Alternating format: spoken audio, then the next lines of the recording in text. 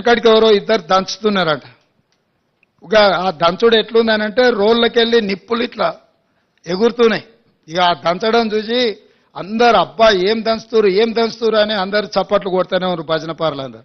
ఓ అరగంట అయినాకో పెద్దావిడ మిసలావిడ అట్లకెళ్ళి పోత చూసి అరే ఆ రోళ్ళు జొన్నలు లేవు సజ్జలు లేవు ఎందుకు ఎగిరెగిరి దంచుతురు, ఎంత దంచినా అలచిపోడు తప్ప దాంతో వచ్చేది ఏం లేదని చెప్పినాడు.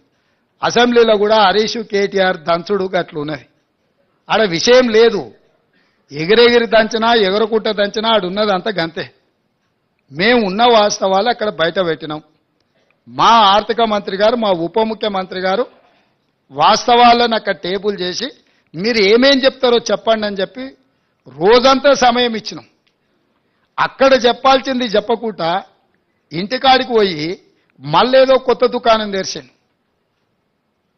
వాళ్ళ దగ్గర ఉన్న ఆస్తి